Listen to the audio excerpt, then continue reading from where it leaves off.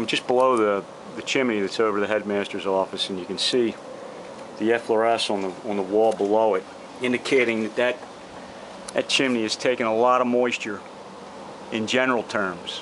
You know, consider it sponge-like, and gravity pulls that moisture right down to this area where it has a chance to wick out and dry on the surface, and that's when you get these calcium deposits. The salt in the lime and sand comes out and crystallizes like that, the efflorescence. So that's an indication there's a lot of water that's getting into the chimney itself, or coming right through the cornice. Speaking of the cornice, look at this side. You can see a lot of staining above the dental molding on the lookout areas. You can see the brown staining coming out of in these three lookout rafter areas. And we go up into the gutter to check that.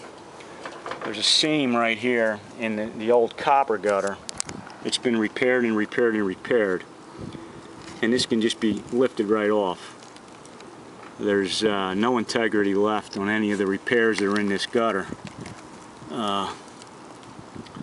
It's really wide open, and what these are, some of them are acrylic, which is good, and some of them are asphalt. The problem is the adhesion is critical here, and if you don't use the right product, it's just not going to work. You have to get something that's got tenacious adhesion to work in this kind of condition, because you're going to have a surface that's getting wet every time it rains, and dirty as well. So you really have to prep the surface well and apply the right product and give it time to cure to have a fighting chance at sealing these seams and holes up. And a lot of that wasn't the case here. This is an asphalt product. You can see the asphalt on the back side of it, and then someone painted it with an acrylic, the patina color, to hopefully help it, and it didn't really. Right next to it, we've got a hole in the copper. You can see this is the kind of holes I'm talking about. I can push my finger right through the copper here because it's so weak. And this is typical of the whole building gutter. So,